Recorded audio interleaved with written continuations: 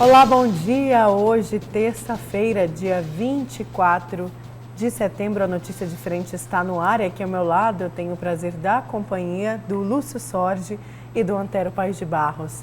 Oi, Lúcio, bom dia. Bom dia, Nayara. Bom dia, Antero. E bom dia a você que nos honra com a sua companhia. Bom dia, Antero. Nayara, bom dia, Lúcio, bom dia ao telespectador e telespectadora. Olha, eu quero começar a Notícia Diferente desta terça falando da polêmica, todo mundo acompanhou. Falando baixo, né? Estou falando... Falando um pouco mais baixo, né? Estou falando muito alto? Não. É que a umidade baixa do ar compromete a voz da gente. Compromete, olha. Estou explicando, hein, Nayara? Não bebi água suficiente, como deveria ter bebido. Se você aí tem algum problema de garganta, consulte Lúcio Sorge. Não me consulte, né? Porque eu não sou exemplo. Mas eu quero começar uma notícia diferente de hoje, terça, falando de uma polêmica que muita gente vem acompanhando e que ganhou uma proporção maior porque virou aí uma briga entre Congresso e Ministério da Segurança, o ministério do ministro Sérgio Moro, que é o caso da menina Ágata, todo mundo acompanhou aí, morta no Rio de Janeiro por uma bala aí, possivelmente durante um confronto, segundo nota da PM do Rio de Janeiro. E depois dessa tragédia, tanto o ministro Sérgio Moro quanto o presidente da Câmara dos Deputados Federais, o Rodrigo Maia, eles se manifestaram no Twitter. Maia criticou o pacote anticrime de Moro e Moro rebateu a crítica. Eu quero destacar aqui rapidamente, primeiro o Twitter do Rodrigo Maia, por favor, aqui na tela com a gente. Ele colocou: assim que aconteceu a tragédia, que qualquer pai e mãe consegue se imaginar no lugar da família Ágata. Tamanho a dor, expresso minha solidariedade aos familiares. E colocou em xeque aí o pacote anticrime de Sérgio Moro, porque ele falou o seguinte: olha, prevê uma punição, prevê uma punição mais branda para policiais que cometem excessos no combate ao crime. Também é alvo de crítica da polícia a segurança do governador do Rio de Janeiro, Wilson Witzel, que não se manifestou aí logo de imediato após o incidente. E o ministro Sérgio Moro rebateu, disse que, na verdade, o pacote, o que prevê ali, não pode ser usado como justificativa para uma tragédia como essa. Ainda não foi nem votado, né? Mas esse ponto deve ser barrado, Antero. Olha, eu vou tentar justificar, eu acho bom que seja barrado. O governo brasileiro, através de Sérgio Moro e através de Bolsonaro, tem definido uma política e está no pacote anticrime o excludente de ilicitude. Ou seja, crimes praticados por policiais não são punidos. No Rio de Janeiro estão matando pobres. Todos os dias a gente assiste nos jornais de todas as emissoras de televisão em nível de Brasil. Diariamente a gente assiste o assassinato de pobres no Rio de Janeiro. Crianças têm sido assassinadas pela polícia do Rio de Janeiro. Aquele governador do Rio de Janeiro, ele chegou a comemorar, descer do helicóptero e comemorar o assassinato. Só que ali era um bandido que estava sequestrando um ônibus na ponte Rio-Niterói. Mas nesse caso, a polícia atirou numa Kombi que só tinha criança. Pois é. Que não tinha ninguém, não estava trocando tiro, coisa nenhuma com a polícia.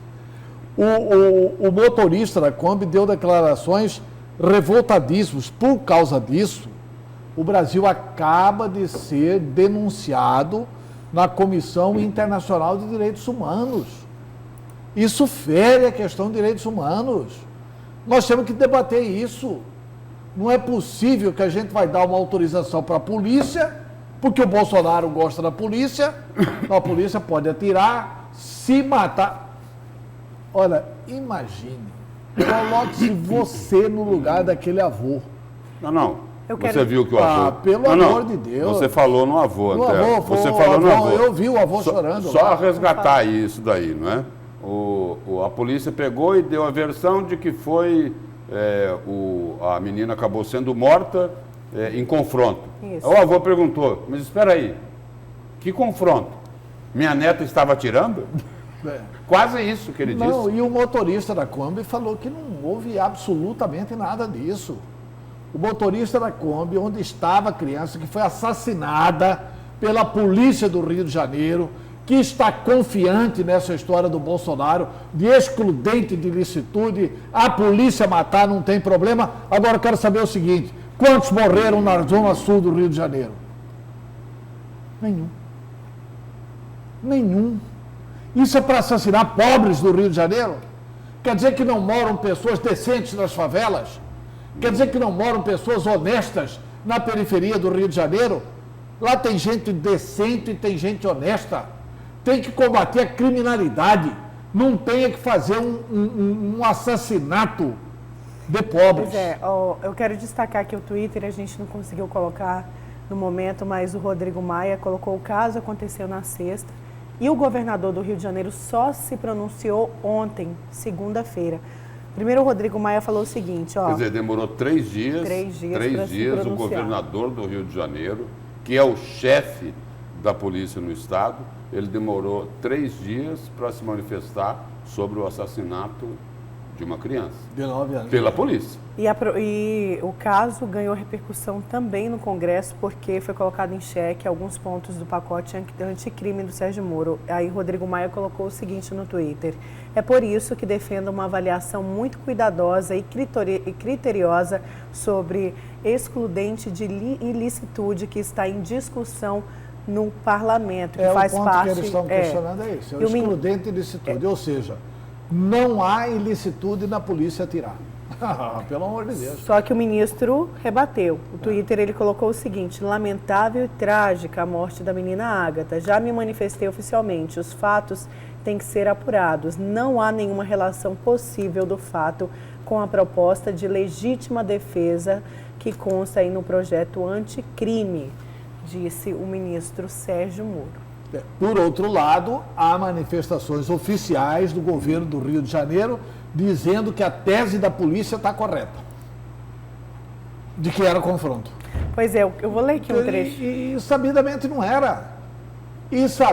O Brasil está flagrantemente desrespeitando os direitos humanos. Pelo amor de Deus, cara. A polícia chegar e atirar, mandar bala. Quantos que morreram nos últimos 2 meses? Morreram 9 crianças. 9 crianças, 9 inocentes. Isso já era previsível. Eles vão continuar matando pobres se não tiver um paradeiro nisso. Não dá para as pessoas perderem a capacidade da indignação. Não dá. Porque uma vida inocente que vai embora... Porque não é assim como os programas policiais fazem. Bandido! Morreu! Já foi tarde! Parabéns à polícia! Não é! É uma criancinha! É uma criancinha à imagem e semelhança de Deus! 9 anos de idade! É o avô lá chorando: pelo amor de Deus, eu não tenho mais a minha neta! Ah, pelo amor de Deus, quem é pai, quem é avô, que é o meu caso, sou pai e sou avô, não tem como não estabelecer regras. A polícia tem que ter a qualificação, tem que ter treinamento, tem que ser prestigiada, tem que ter armamento bom, mas tem que saber operar, né? Não é para atirar inocente. Tem que separar o seguinte, não é? Nessa discussão aí do excludente aí de ilicitude, é preciso separar muito bem o seguinte: o que é um confronto de polícia com bandido, o policial agindo em legítima defesa, dentro do direito dele e da missão dele. Isso é uma coisa. Aí, assassinar a criança é outra, mas muito diferente, né? E é isso daí que precisa de ser enquadrado. Não pode misturar as 2 coisas. Só porque é policial, matou uma criança, e aí? Não acontece nada com esse assassino, porque é um assassino. É um assassino. Eu acho que essa força que querem dar para a polícia é desmedida, não cabe. O ministro Sérgio Moro está defendendo o seguinte: não, a tese não é de excludente de ilicitude, sim. Ele está falando que a tese é de legítima defesa. Se o bandido estiver atirando na polícia, a polícia pode se defender. Tá bom, e quem que vai julgar isso? Quem vai julgar isso é o próprio comando da polícia, que que vai fazer o inquérito. E o comando da polícia, nestes casos no Rio de Janeiro, nestes 9 assassinatos contra os pobres, já deu razão aos policiais. Não, ele estava culpado disso. O general Mourão deu declaração ontem na televisão que isso aí é culpa do narcotráfico. Culpa do narcotráfico. Foi a mesma justificativa do governador do Rio de Janeiro.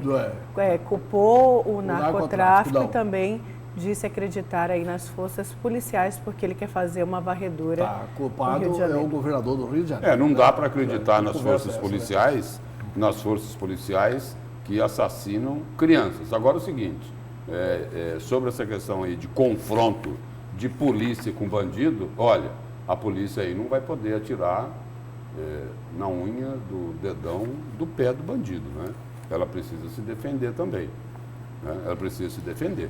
Não, tudo bem, no Não é isso? confronto. Não, no confronto. Beleza. No confronto. E agora eu quero saber os destaques de vocês para hoje. Mas no confronto, só um parênteses antes de ir para o destaque, no confronto não precisa pôr na lei. A tese da legítima defesa vale para o policial, vale para mim. Ué, se alguém atentar contra a minha vida, eu posso me defender. Embora só posso me defender com oração.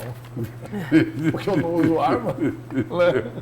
É o único meio que eu tenho que me defender com oração.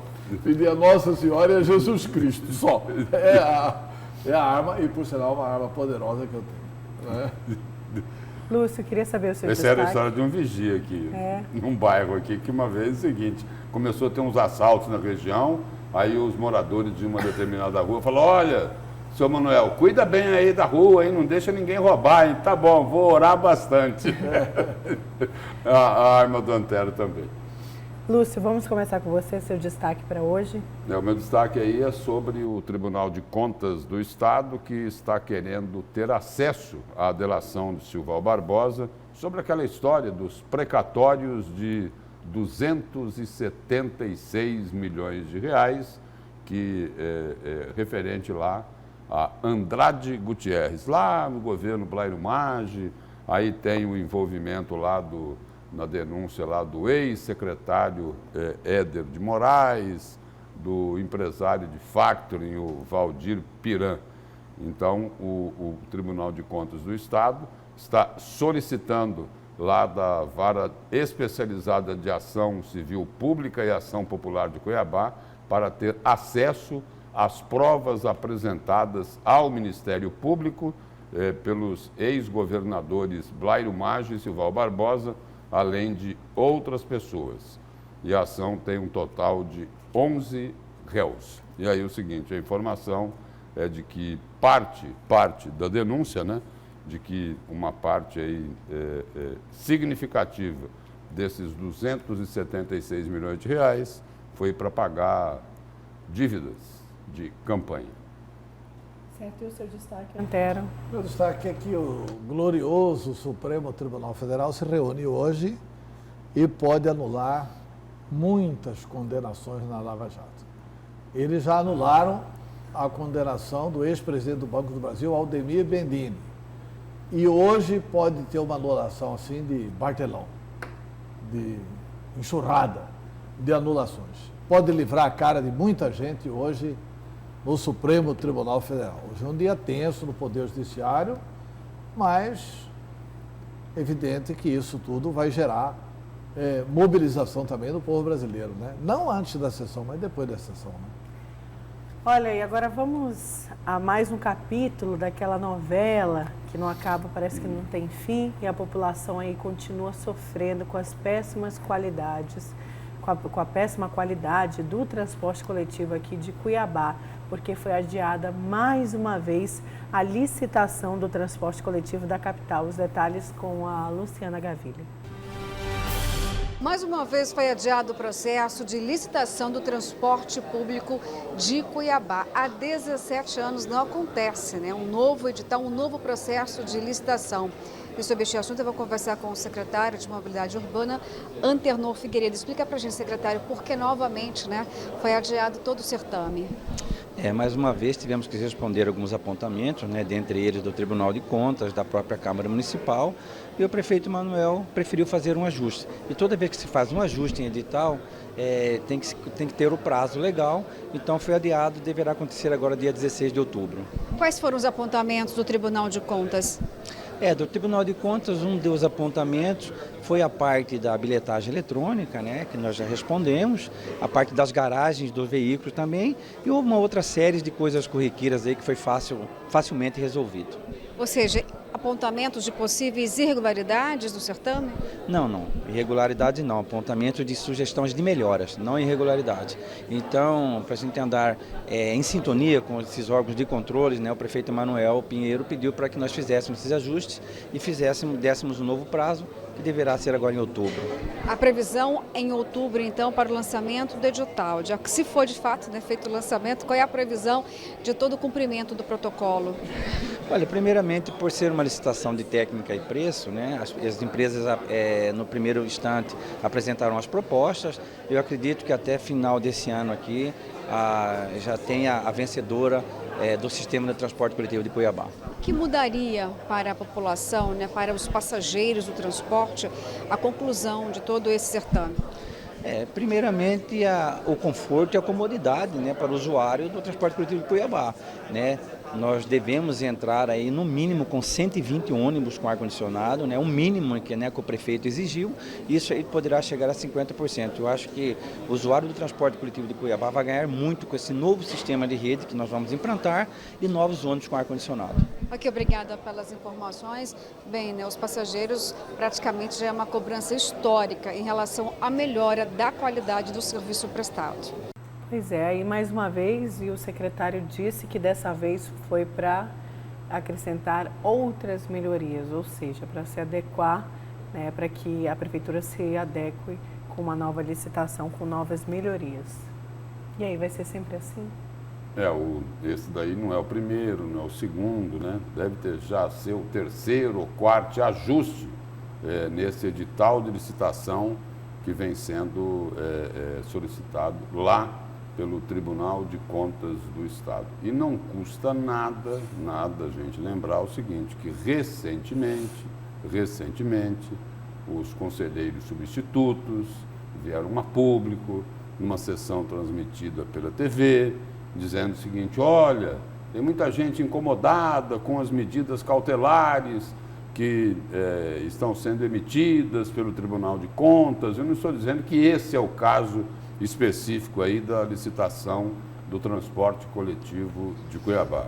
Agora, já são várias as solicitações de ajustes e reajustes nesse edital de licitação do transporte coletivo, né? E porque o Tribunal de Contas não pode aceitar ali a possibilidade, nem estou dizendo que isso está presente lá no edital, a possibilidade lá de repente, direcionamento de licitação, que foi um apontamento feito há algum tempo atrás pelo próprio Tribunal de Contas, não que tenha sido algo proposital lá no edital, mas que deixava uma abertura para que, de repente, pudesse ser direcionado esse processo de concorrência pública. Foi um apontamento lá do Tribunal de Contas do Estado. Só colocando também o seguinte, né?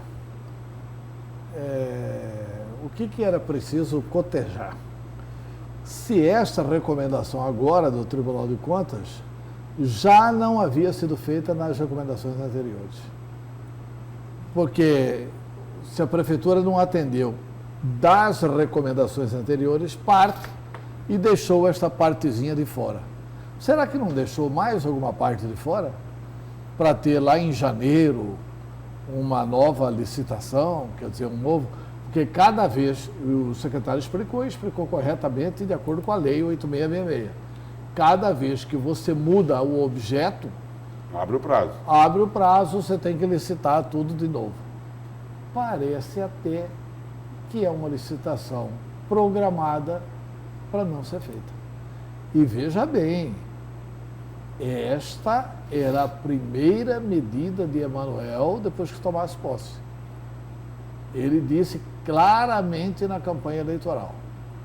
Assim que tomar posse, minha primeira medida será fazer a licitação do transporte coletivo de Cuiabá.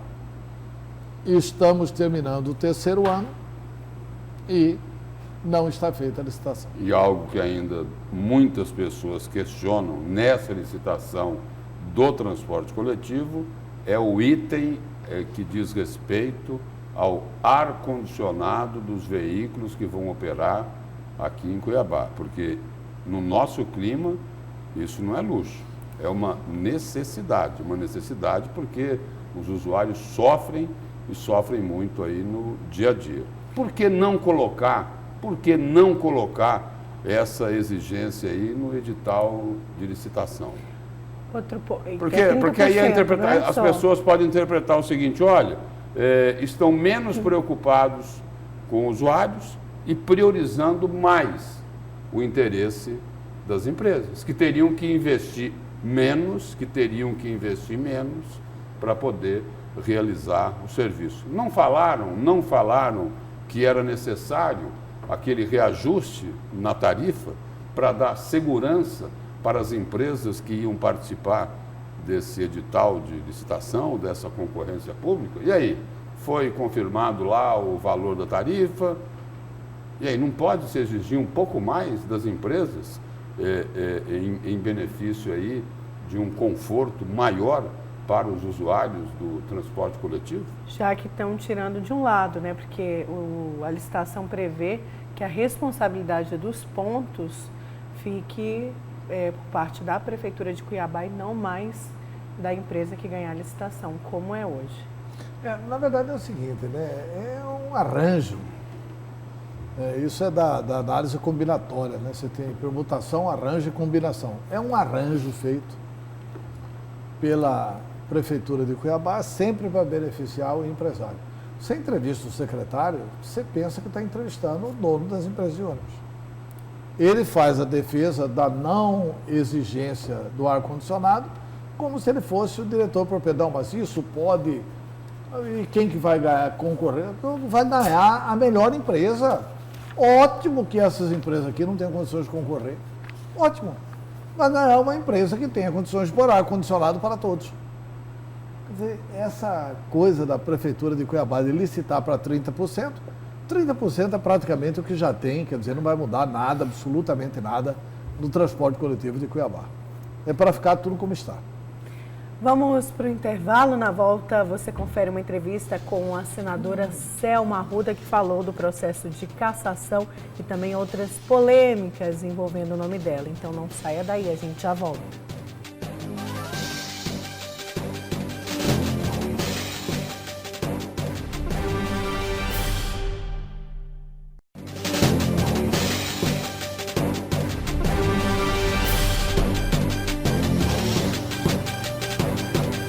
Voltamos com a notícia de frente desta terça.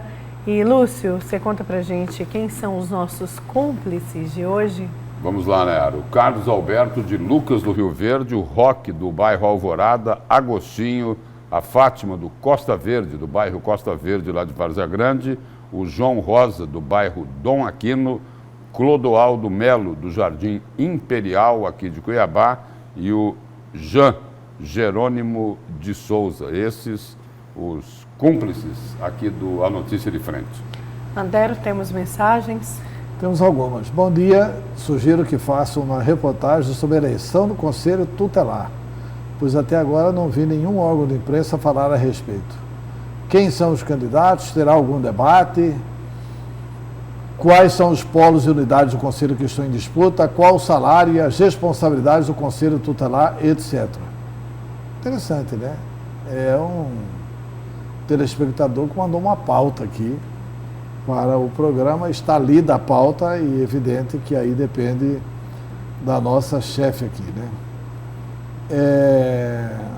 Estamos clamando por falta de água no bairro Parque Cuiabá. Com essa estiagem aí, vários bairros, né? Parque Cuiabá, CPA 4... estão reclamando de água. Bom dia, operadores da Notícia de Frente. Vocês são fantásticos, aprecio demais esse programa.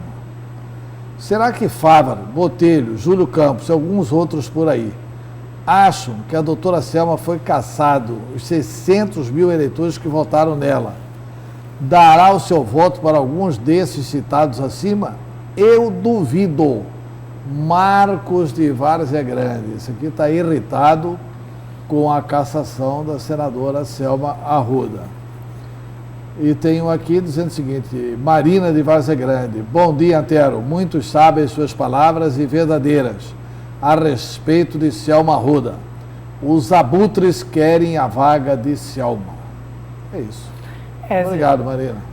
Já que os nossos telespectadores opinaram bastante sobre a senadora Selma Arruda, a gente vai acompanhar agora uma matéria que fala também sobre o processo que pede a cassação política do mandato. A senadora da República por Mato Grosso, Selma Arruda, agora pelo partido Podemos, espera um julgamento justo no Tribunal Superior Eleitoral. Ela também conversou com o repórter Antônio Carlos Silva sobre o fim do foro privilegiado e a discussão com o senador filho de Bolsonaro e também a saída do PSL. Confira na entrevista.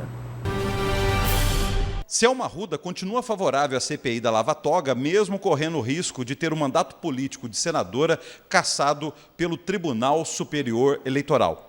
Para o TRE de Mato Grosso e para a ex-procuradora-geral da República, Raquel Dodge, Selma gastou R$ 1.300.000 antes da campanha de 2018.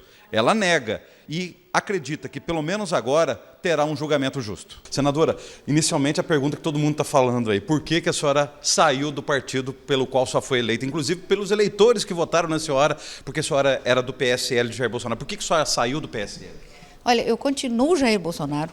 E eu tenho certeza que as pessoas não votaram no PSL, as pessoas votaram na juíza Selma, que é senadora do Bolsonaro. Continuo senadora do Bolsonaro, continuo na base de governo, apenas mudei de partido, de sigla. E aqui o Podemos, todo mundo sabe, é uma sigla também muito próxima, né? O Medeiros, que é o deputado federal, que é o presidente do partido, é um grande defensor, um grande amigo pessoal do presidente da República. Então, não tem essa coisa de rompimento, não é verdade, tá? Depois da sua filiação ao Podemos na quarta-feira em Brasília, começaram a sair declarações da senhora em relação ao PSL, que é um partido que engole sem mastigar, que é uma seita. O que é o PSL? O que aconteceu no dia a dia, no seu mandato de fevereiro até agora, que inviabilizou a senhora continuar no partido?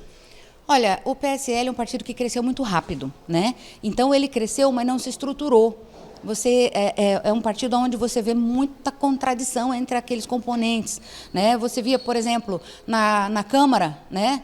Deputados, metade votava sim para um projeto e metade votava não. E aí virava aquela confusão, mas não era para ser sim, era para ser não e tal. Quer dizer, não tem uma liderança, não tem uma coerência ainda. Você entendeu? No próprio Senado, às vezes vinha uma orientação, o líder, imagina, o líder do governo no Senado é o Fernando Bezerra, que é do MDB. Né? Não é nem do PSL. Então fica difícil você seguir algumas coisas que são orientações que são nitidamente contra o governo. E aí, sabe, fica aquela coisa perdida. Agora, em relação ao PSL ainda, teve um telefonema do filho do presidente, o senador Flávio Bolsonaro, do Rio de Janeiro, para a senhora. Isso também inviabilizou a senhora no partido? O que aconteceu, afinal de contas, em relação a isso? Isso foi um desentendimento entre ele e eu, pessoal, né? De ordem pessoal. Ele gritou comigo, falou uns palavrões no telefone, e eu falei, você me respeita porque eu sou tão senadora quanto você. Ele não parou de gritar, eu desliguei o telefone, ponto. Né? Ele fez a mesma coisa com a Soraya, fez a mesma coisa com o Major Olímpio, né? E eu, então, achei que não era o lugar de ficar ali, sabe? Porque eu tenho que respeitar e honrar os votos dos meus eleitores. Não quero saber se ele é filho do presidente, o que está acontecendo com ele. Eu sou senadora da mesma forma e eu tenho que me dar o respeito pelos meus eleitores. A senhora também reclamou do tratamento de alguns ministros. Vou falar especificamente Luiz Henrique Mandetta, que é o ministro da Saúde. O que aconteceu? O que a senhora está tentando, política pública, junto ao Ministério da Saúde, que fez só sair do PSL? E de que forma que agora, Selma Arruda, no Podemos, vai conseguir a agenda com o ministro do DEM? Pois é, né? Quer dizer, para começo de conversa, nem sei o que o DEM está fazendo lá. Mas, enfim, isso é outro papo, né? Papo para uma entrevista maior um pouquinho. Mas é bem isso mesmo. Foi um exemplo que eu dei, tá? Não é só essa queixa que eu tenho, foi um exemplo que eu dei, porque vocês devem se lembrar, há pouco tempo atrás, a gente fez um levantamento da situação do pronto-socorro, dos prontos-socorros, da saúde aqui de Mato Grosso, que está caótica, né? Eu tenho essa pauta para levar para ele, eu quero soluções para o Mato Grosso e simplesmente não consigo falar com ele há 2 meses. Ele não atende. Né? Em compensação, um parlamentar do DEM chega lá a hora que quer e é atendido. Então, essa desorganização do partido também tem esse viés, sabe? Voltando um pouquinho ao Flávio Bolsonaro, senador do Rio de Janeiro, o fato da senhora estar apoiando a criação da CPI da Lava Toga e o Flávio Bolsonaro ter sido beneficiado com uma decisão do STF, isso pode ter motivado essa discussão no telefonema? Não tem relação? Não sei te dizer. Sabe? Eu acho que isso é uma coisa que ele tem que falar, né? Porque eu desliguei o telefone, ele nunca mais falou comigo, nem eu com ele, nem o presidente, então prefiro nem falar a respeito. Por que a CPI da Lava Toga? A CPI da Lava Toga é importante porque a gente não pode mais nesse país imaginar que tenha alguma órgão, alguma pessoa intocável, né? A gente precisa, o país precisa. Depois daquela célebre frase do nosso querido Sérgio Moro, né, de que o Brasil padece de uma corrupção sistêmica, né? Eu acho que o Brasil acordou para isso, quer dizer, não tem lugar onde a corrupção não esteja, não tem. Então não tem motivo para que a gente não possa investigar também esses ministros do Supremo, que toda a população sabe que estão passando dos limites, né? Então a gente precisa ir lá saber o que está acontecendo. Hoje mesmo, ontem na Isto É, saiu uma reportagem enorme de por que eles não querem ser investigados. Então, ali, milhões de envolvidos, dinheiro, empresas, enfim, tem uma série de coisas que tem que ser postas à tona e tem que ser, a população tem que ficar sabendo aí. Por que defender a Operação Lava Jato, mesmo com aqueles vazamentos da Vaza Jato, do Intercept, mostrando que houve combinações entre o ex-juiz Sérgio Moro e o procurador Daltan Dallagnol? Olha, acho que aí a gente tem que começar do começo. Vazamento é prova ilícita, para mim eu não acredito em nada daquilo que está acontecendo. Nada daquilo que foi vazado. Aquilo é prova, é a mesma coisa que eu chegar na sua casa, roubar alguma coisa dentro da sua casa e depois querer usar aquilo a meu favor. É possível, podemos hoje se tornar a maior bancada do Senado da República? Quem que está indo para o partido além de Selma Arruda? Olha, o senador Cajuru, né? Nós temos o Flávio Arnes também vindo para o partido e tivemos aquisições assim recentes que foram muito importantes. Então, nós estamos aqui na conta de talvez mais umzinho, a gente já passou o MDB e já vamos tirar essa hegemonia que eles têm desde sempre. Senadora, para finalizar, o processo contra a senhora perdeu por 7-0 no TRE, a ex-procuradora Raquel Dodge manifestou favorável à sua cassação. Qual que é a sua expectativa no Tribunal Superior Eleitoral? E conte para a gente daquele gasto de 2018, foi antes da campanha, não foi?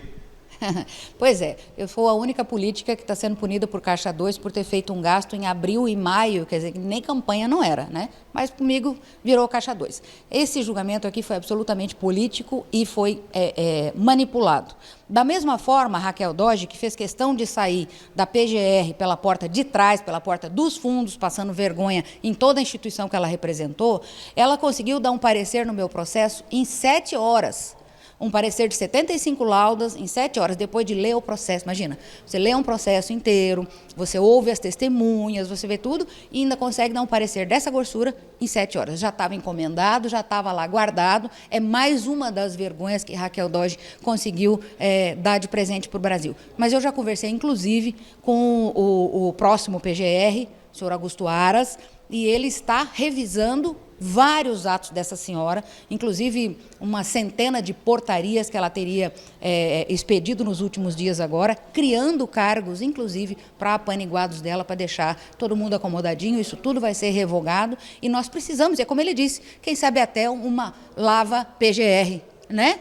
Todo lugar tem que ser investigado, tem que ser posto a limpo. Mas qual que é a sua expectativa? Continua com o mandato político até o final dos 8 anos? O que a senhora espera daqui para frente? Olha, eu acho que essa composição do TSE é muito positiva, né? Porque nós temos ali ministros que não são aqueles da velha guarda, né? A gente tem ali o ministro Barroso, a gente tem ali o ministro Tarcísio, que embora seja da advocacia, mas também tem uma conduta muito reta, o ministro Sérgio Banhos, nós temos a ministra Rosa Weber, temos o Fachin, ou seja, é uma composição que eu diria para você, embora seja a composição mais rígida, é a composição que não se deixa levar por influência política. Então, para mim, isso é muito confortador. E mesmo assim, se eu tiver que ir, se eu tiver feito alguma coisa errada, que agora espero que eles olhem, né? Eu venho para casa e venho para casa de cabeça erguida, porque eu vou te dizer, para mim não importa se eu vou ficar 8 anos, 8 meses, não me importa. Eu tenho todos os dias feito a minha parte, todo dia eu faço a minha parte. Então, estou de boa com isso. Então essa foi a entrevista com a senadora agora do Podemos, Selma Arruda. Tá de boa, né? Tá leve, tá de boa. Ela falou que tá de boa com isso, e está mesmo. E pela composição, o senador Álvaro Dias fez esse argumento comigo. Eu escrevi um artigo aqui sobre a cassação da Selma Arruda e mandei para o Álvaro Dias. Ele falou que mandou para o grupo Muda Senado, que me ligou para elogiar o artigo. O Álvaro foi meu colega no Senado da República. O Álvaro me falou o seguinte, falou: olha, Tero, a composição do Tribunal Superior Eleitoral é uma composição favorável à Lava Jato. E as pessoas sabem do comportamento da juíza Selma aqui, que é um comportamento sério, um comportamento decente. Então isso dá muita esperança. E é favorável à lava-toga também ou não? Aí já eu não sei se é favorável à lava-toga, talvez eles não manifestem isso, por causa do espírito de corpo. O Brasil é uma república corporativa, né?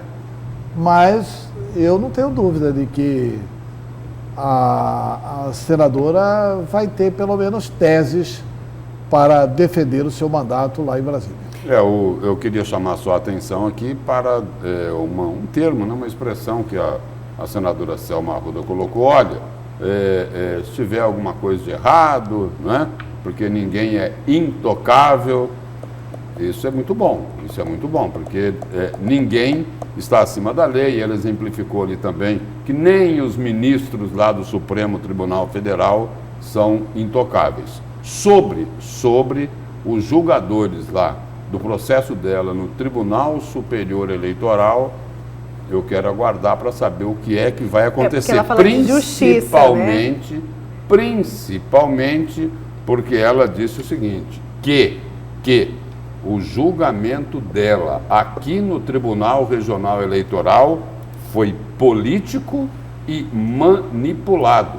Ou seja, os juízes que decidiram pela cassação do mandato dela aqui em Mato Grosso teriam agido à base da manipulação e com contaminação política. É uma denúncia grave. E aí é o seguinte, por isso que é importante qual será o entendimento, o julgamento que vão fazer lá os ministros do Tribunal Superior Eleitoral ao analisar esse caso dela, né? Olha, qualquer que seja o julgamento lá, inclusive com a absolvição da Selma, eu não acredito nessa tese de que aqui houve politicagem e manipulação. Ao contrário, eu acho que aqui eles foram na tecnicalidade da lei. E a lei proíbe realmente o gasto no período anterior à campanha. E eles se basearam exclusivamente nisso, podendo relevar algumas coisas que eu já argumentei aqui, não convém repetir, né? Não sei também se a defesa da juíza levantou essas hipóteses de que não seria Caixa 2 e não seria abuso de poder econômico, já que a campanha dela gastou menos do que, por exemplo, a campanha do Carlos Fávaro, que foi o terceiro colocado. Mas isso não deve ter sido argumentado, não deve ter sido bem argumentado. E o que ocorre é o seguinte: eu não tenho dúvida nenhuma da lisura dos membros do Tribunal Regional Eleitoral, inclusive do voto do desembargador Sakamoto. Vírgula. Mas a palhaçada contra a Selma começou a acontecer em Brasília, Lúcio. Começou a acontecer em Brasília pela celeridade com que estão apressando a cassação dela. Agora, o que eu coloco, Antero, é o seguinte... Não é o problema daqui. O que eu coloco é o seguinte... Sim, mas assim, não há na história da República, não há na história da Justiça Eleitoral brasileira, não há na história da Procuradoria-Geral da República o fato do Tribunal Superior Eleitoral encaminhar um processo para a PGR, para que a PGR ofereça parecer, e essa PGR, no mesmo dia, 7 horas depois, devolveu o parecer com 75 laudos. Isso é grave, isso é gravíssimo. Eu queria fazer aqui uma última colocação sobre esse tema, até recorrendo aí ao que o Antero acabou de colocar, de que os julgadores aqui no Tribunal Regional Eleitoral, eles interpretaram a lei ao pé da letra. Ao pé da letra. Foi isso que você colocou? Foi isso. Então é o seguinte, a partir do momento que a senadora Selma Arruda diz o seguinte, que o julgamento dela aqui foi político e manipulado, isso também pode não ter uma boa aceitação pelo Tribunal Superior Eleitoral, porque ela falou em julgamento político e manipulação de juízes que apenas interpretaram a lei. Mas isso? eu acho que a solução não era política, Lúcio. A solução do julgamento da juíza Selma é política.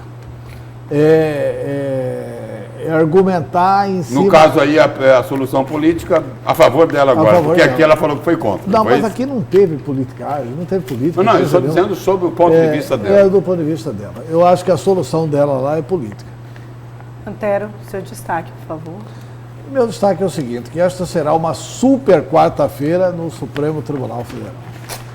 O ministro Dias Toffoli resolveu levar para o pleno, e agora é o pleno do Supremo Tribunal Federal, ou seja, serão os 11 ministros reunidos que vão julgar um caso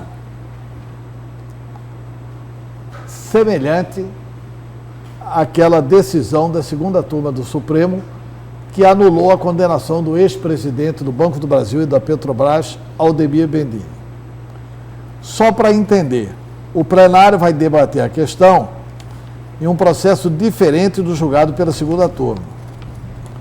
Nesse processo da segunda turma, o colegiado foi formado por 5 ministros. O relator da Lava Jato, no Supremo, ministro Edson Fachin, levou ao plenário o recurso de um ex-gerente da Petrobras, no qual é pedida a anulação da condenação por causa da ordem das manifestações finais no processo. Por que é que o Aldemir Bendini teve a condenação dele anulada? Porque o Supremo, na segunda turma, criou, sem isso estar escrito no Código de Processo Penal, não tem lugar nenhum isso, mas o Supremo interpretou através da segunda turma e criou o seguinte entendimento, que o Aldemir Bendini, porque assim, o juiz, no caso o Sérgio Moro, lá atrás, ouviu os delatores e o Aldemir Bendini concomitantemente. Aliás, primeiro ouviu a acusação, aí a acusação falou. Depois do Ministério Público, depois da acusação ter falado, ele ouviu os delatores e depois o Aldemir Bendini. Não, ele ouviu ao contrário. Ouviu o delatado? Ele ouviu os delatores e o Aldemir Bendini concomitantemente. Ou seja, abriu prazos iguais. Quando o Aldemir Bendini foi ouvido, ele se lembrava do processo lá atrás do que o delator havia dito. Mas ele não leu o que é que o delator falou nas alegações finais. Aí o Supremo veio e disse o seguinte, não, os delatores aqui, eles estão no polo de acusador. O polo acusador é o Ministério Público. Pelo menos até essa decisão da segunda turma. Aí eles colocaram os delatores no polo da acusação. E se é no polo da acusação, o acusado, Aldemir Bendini, deveria ter sido ouvido depois de conhecer o que é que o delator tinha falado, porque o delator é acusador. Então agora o Supremo vai julgar isso. O julgamento vai definir qual que vai ser a ordem das chamadas alegações finais. Com certeza é o acusador. Aí Se tiver delator e réu, porque o delator também é réu. O delator também é réu.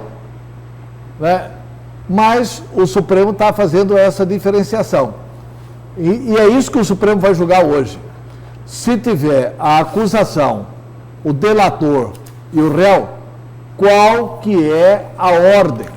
Se mantiver o entendimento da segunda turma, anula uma série de processos da Lava Jato. Perdoa a condenação de muita gente. Isso está causando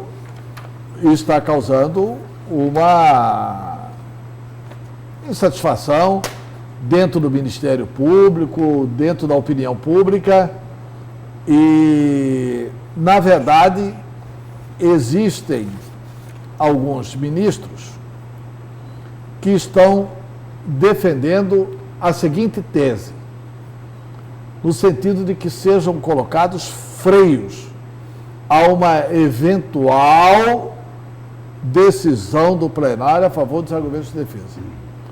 Quais seriam esses freios? O que eles querem colocar nesse julgamento no plenário do Supremo? Essa corrente defende o seguinte... O julgamento é na quarta, amanhã. É amanhã.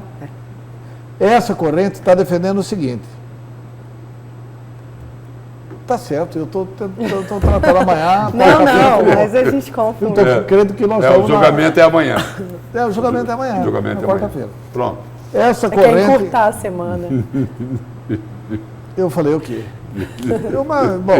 Essa corrente dos ministros defende que o Supremo estabeleça que seriam anulados apenas os processos nos quais ficar comprovado que houve prejuízo ao réu, ou que a anulação ocorra apenas se o réu já tiver questionado a ordem das alegações finais anteriormente à sentença que o condenou. Então, eles estão querendo aplicar essa regulação de efeitos, que é para não soltar todo mundo. Mas o Supremo Tribunal Federal é o Supremo Tribunal Federal, né? O Supremo Tribunal Federal cria cada tese. Essa tese aqui, o Supremo está legislando. Ela não está nos livros escolares. No Código de Processo Penal, o acusador é o Ministério Público. Delator é réu. O Supremo criou o entendimento que delator é acusador também. Porque o conteúdo da delação não deixa de soar como acusação. E a defesa questionou isso à época da condenação? É isso que eles estão querendo regular esses efeitos agora. Mas o Aldemir Bendini já foi beneficiado pela segunda turma. Não é o processo do Aldemir Bendini que vai ser julgado amanhã. Mas, regulando esses efeitos, o Ministério Público pode pedir para ele voltar a cumprir a prisão. Então, é muita expectativa. Isso de um lado, não é, Antelo?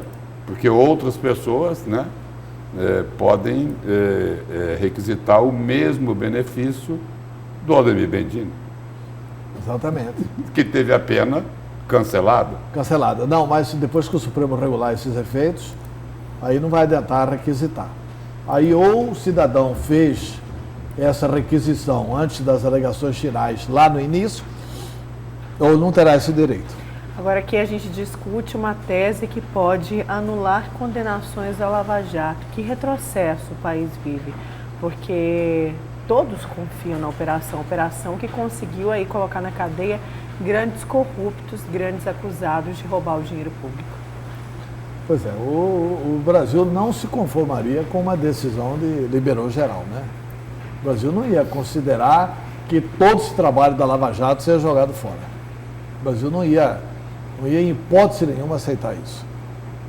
Vamos então para o intervalo. Na volta eu chamo essa notícia direta do portal Gazeta Digital. Então não sai daí, porque ainda tem o depoimento do presidente do Grupo AMAGE na CPI da renúncia e sonegação fiscal. A gente já volta.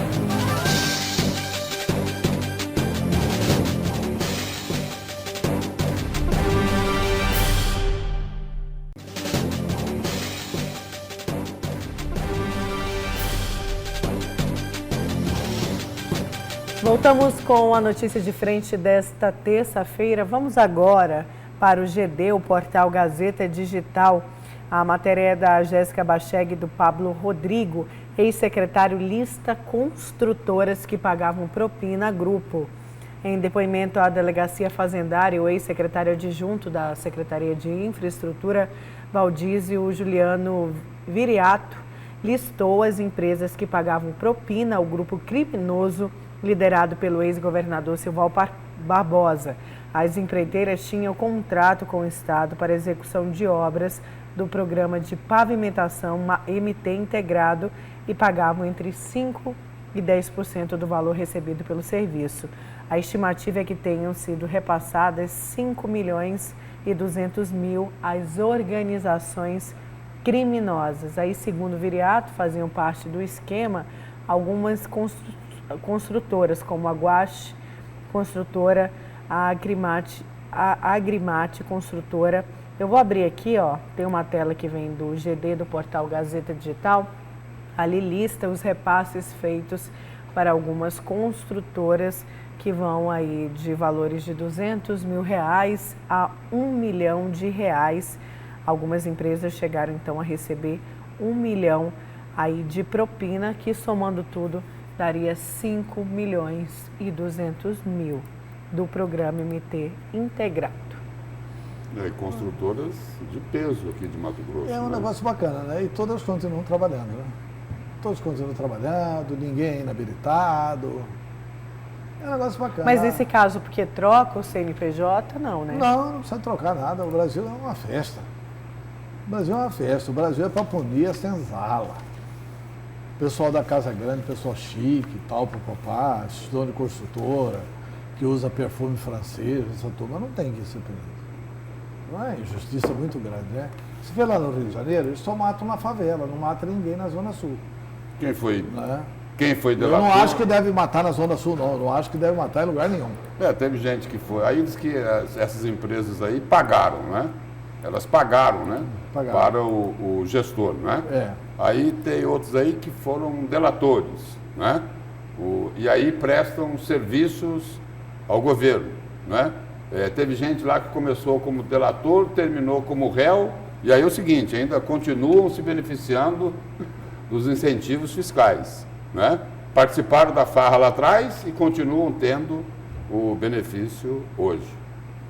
Não, e continuam participando de obras públicas, Lúcio. Não, exatamente. Continuam. Olha, a Odebrecht é a responsável pela maior obra em Mato Grosso. Estou falando de um problema em nível nacional. Né? O Marcelo Odebrecht ficou na cadeia um tempão e tal. Quem que trata da duplicação da BR-63? A Odebrecht. E o Estado está se virando para conseguir dinheiro do BNDES para ajudar a Odebrecht. E aí a explicação a explicação é que assim, que eles tinham um conhecimento científico, tem quadros muito importantes, tem engenheiros muito bons, tudo isso é verdade. Mas não é possível que eles não possam ser punidos, cara. Que além da punição de cadeia para o diretor, para o dono e tal, a empresa tem que continuar ganhando obra pública. Mas o discurso que a gente costuma ouvir também, Antero, é o seguinte, né? Que quem comete crime é o CPF, não é o CNPJ. Esse é o discurso que a gente está acostumado a ouvir, né?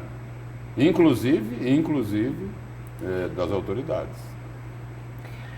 Eu quero destacar aqui uma outra notícia, que deputado se torna réu por manter funcionária fantasma na Assembleia Legislativa. O juiz Bruno de Oliveira Marques, da Vara Especializada em Ação Civil Pública e Ação Popular, acatou a petição do Ministério Público e tornou réu no dia 5 de setembro o deputado estadual Dilmar Dal Bosco, do DEM, que é líder do governo na Assembleia, é acusado de improbidade administrativa e enriquecimento ilícito por supostamente manter uma funcionária fantasma no seu gabinete.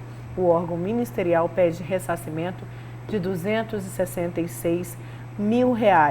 Trata-se de Lucinete Evangelista, isso porque ela teria sido nomeada em 2008,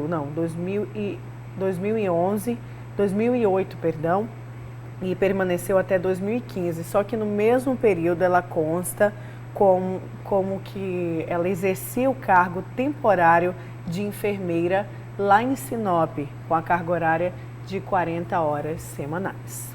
E uma explicaçãozinha, né? E o deputado Dilmar Dal Bosco é de Sinop. É incrível, né? O cidadão achar que isso não seria factível de cruzar dados nessa evolução tecnológica que tem no Brasil, né? Quando o cidadão é contratado no serviço público, ele tem que assinar um documento. Declaro que não tenho outro serviço público. Ele tem que fazer uma declaração. E ela foi investigada e que ela mantinha realmente até a residência, enfim, a vida era em Sinop. E esse dano total, segundo a estimativa do Ministério Público, foi de R$266 mil. Às vezes o deputado tem o gabinete alongado, não tem isso, não? Né? Quer dizer, o cidadão é deputado estadual aqui, mas tem um gabinete em Sinop. Pode ser que ela atuasse lá no gabinete dele à noite, madrugada, né? De manhã à tarde faz o plantão na enfermagem e à noite trabalha para o deputado Ilmar. Bom, a gente tem aqui ouvir o deputado Ilmar, né? Com certeza, eu tenho certeza absoluta, o deputado Ilmar vai enterrar tudo isso. Ele vai dar uma explicação para a população de Sinop que vai enterrar toda essa situação, né? Olha aí. Acredito no deputado Ilmar Dal Bosco. Após toda a polêmica em torno do depoimento do doleiro Lúcio Funaro, que ocorreu a portas fechadas, a CPI da renúncia e sonegação fiscal ouviu nesta segunda-feira o presidente do grupo AMAGE. Confira na entrevista. A CPI investiga suspeita de sonegação de impostos e também renúncias fiscais. Desta vez, o depoimento foi do presidente do Grupo AMAGE, Judinei Carvalho. O senhor se compromete a falar a verdade nos termos do artigo 203 do Código de Processo Penal e 43 do Regimento Interno da CPI, sob pena de caracterização do crime de falso testemunho? Sim. Diferente do que aconteceu com o doleiro Lúcio Funaro, o depoimento desta vez foi de portas abertas.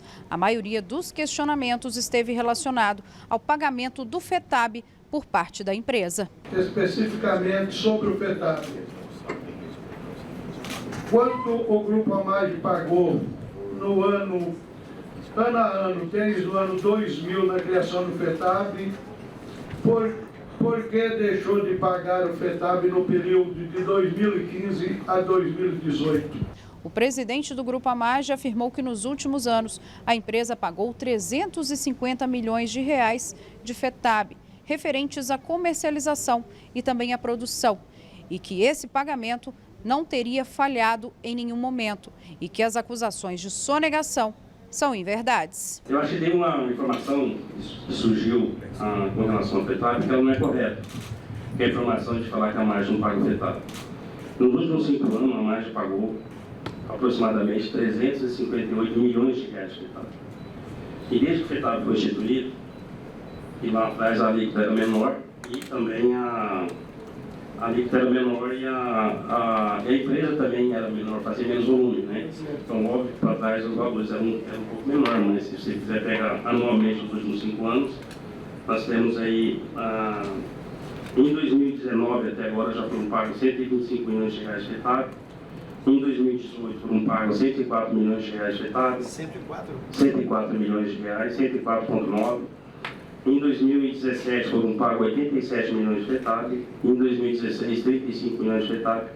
Enfim, se pegar de 2008 para cá, a gente pagou ali aproximadamente mais de meio bilhão de reais de FETAB. Com imagens de Benedito Costa e apoio técnico de Elton Júnior, Sêmia Mauad para a Notícia de Frente. E só acrescentando aqui, que, como você viu, né, Antério e Lúcio, eles negaram, o presidente, na verdade, negou aí que o grupo não contribua com o FETAB. E também disse, esclareceu que revelou aí o presidente que possui operações em paraísos fiscais como as Ilhas Virgens Britânicas, mas disse que estão aí dentro do padrão legal internacional. Agora, o que ocorreu ontem lá na Assembleia, o que ocorreu lá na CPI da sonegação e da renúncia fiscal, foi um avanço. Foi um avanço. Estava lá o presidente do grupo AMAGE, né, Judinei de Carvalho, e aí é o seguinte, a suspeita que existia era de que a AMAGE deixou de recolher o FETAB durante um certo período. Ele revelou aí que tem operações financeiras em paraíso fiscal, não é isso? Apesar disso tudo, a sessão foi aberta, a sessão foi pública. E aí é preciso se registrar até uma informação que foi dada pelo próprio deputado Wilson Santos. O ex-ministro da Agricultura, Blairo Maggi, teria entrado em contato com o Wilson Santos e falou, olha, por favor, o presidente da Maggi quer falar numa sessão aberta, numa sessão pública, né? Com a presença da sociedade, com a imprensa. Quer dizer, já avançou e muito em relação à semana passada, por causa da sessão secreta com o doleiro Lúcio Funaro. Agora o que a CPI vai ter que fazer é analisar as declarações do presidente do Grupo Amaggi, que ele prestou ontem lá na Assembleia Legislativa para poder emitir um juízo de valor sobre os questionamentos que foram feitos a ele e com as respostas que ele deu lá aos integrantes da CPI. Não é, Antero? E na minha opinião é o seguinte, ele usou de um sofisma. Não, a Amaggi paga. Quando, numa determinada reunião dentro do Palácio, dirigentes da Amaggi disseram a outros produtores que não pagavam. E teve uma pergunta... Nem ela, nem as trades. Teve a pergunta ali do deputado Nininho, ele fez a pergunta, me parece que eu não vi a resposta de forma objetiva, não sei se ela não foi editada aí nessa reportagem. Ele perguntou, olha, por que é que a Amaggi não pagou o FETAB de 2015 a 2018? Me parece que foi essa a pergunta, eu queria até que a nossa produtora confirmasse isso. Quem perguntou foi Dilmar Dal Bosco. Dilmar Dal Bosco ou o deputado Nininho? O deputado Dilmar Dal Bosco também perguntou ali ao vivo. Ele também perguntou ali. Dilmar primeiro tem que a matéria do GD, do portal Gazeta. Não, eu digo na reportagem que nós acabamos de ver. Os dois perguntaram, olha, questionou o motivo pela qual a empresa não pagou o FETAB entre 2015 e 2018 e que a testemunha respondeu que o recolhimento nunca foi interrompido e não sabe de onde ele tirou essa informação. Daí, o deputado Nininho questionou o presidente sobre a denúncia recebida de que a Amaggi recolhia imposto do produtor, mas não repassava para o governo. Ou seja, ele complementou, fez uma pergunta maior. Ele falou o seguinte, o presidente do Grupo Amaggi, não há isso, a empresa é obrigada a recolher do produtor e repassar para o governo. Como disse, a Amaggi é muito visada e se estivesse fazendo isso, já teria tido problemas lá atrás, disse então o presidente do Grupo Amaggi. Eu vou dar um roteirinho aqui para a CPI. Para o relator, não sei quem está relatando a questão do agronegócio, e para o presidente Wilson Santos, no sentido de apurar. Não, só um roteirozinho. Na minha opinião, é preciso esclarecer se a Amaggi pagava ou não pagava. Porque ele dizia, não, nós recolhíamos, está aqui, em 2015 recolhemos 85 milhões. Em 2016... Um ofíciozinho para a Cefaz não resolve o problema, Antero? Não, tem que pegar na Receita Federal. Tem que pegar na Receita Federal, nos portos, quanto que a Amaggi embarcou. Porque, na minha opinião, o que foi recolhido aí é aquilo que ele comprou dos pequenos produtores. E aí ele passou a ser fiel depositário do dinheiro do pequeno produtor e repassou para o Estado. O que não significa dizer de que ele pagou o FETAB. No outro dia a gente fala sobre a questão porque o nosso das Ilhas Virgens Britânicas, porque a nossa chefe está mandando ficar quieto e eu obedeço. Pois não. É porque vamos agora para o destaque do Lúcio. O nosso tempo está curto, mas a gente volta, claro, a falar Sim, eu sei que amanhã você me dá chance. Lúcio, por favor.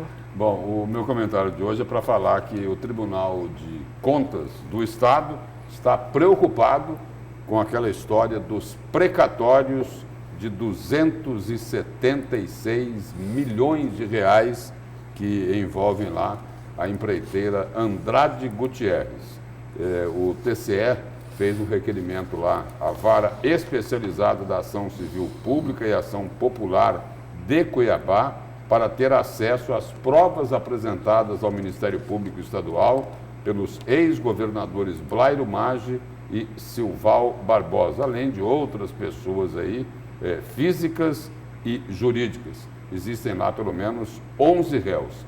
Quem fez esse pedido aí foi o conselheiro Moisés Maciel, do Tribunal de Contas, justificando o seguinte: ele pretende utilizar os dados do Ministério Público para confrontá-los, né, para comparar aí com a documentação constante no processo em tramitação lá na Corte de Contas, para mensurar o dano causado pelos supostos pagamentos irregulares e precatórios feitos pela Cefaz, a Secretaria de Fazenda, à construtora Andrade Gutierrez.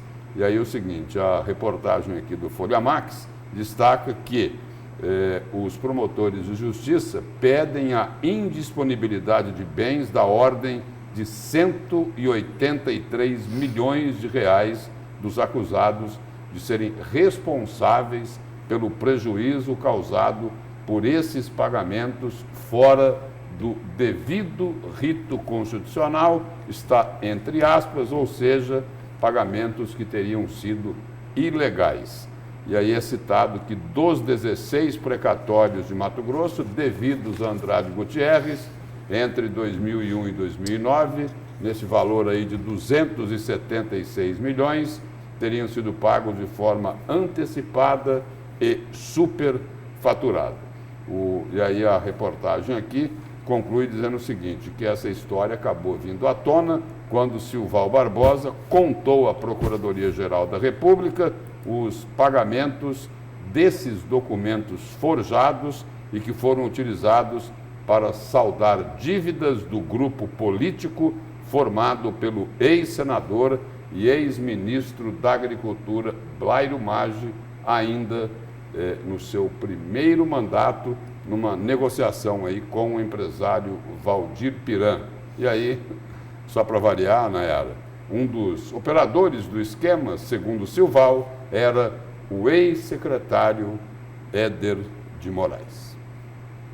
Quer dizer, a suspeita aí do Tribunal de Contas é o seguinte, é de que eles querem aí todas as explicações muito claras sobre quem é que teria se beneficiado com esses precatórios superfaturados, porque o Ministério Público está pedindo aí uma devolução, né? No início agora, a indisponibilidade de mais de 180 milhões de reais.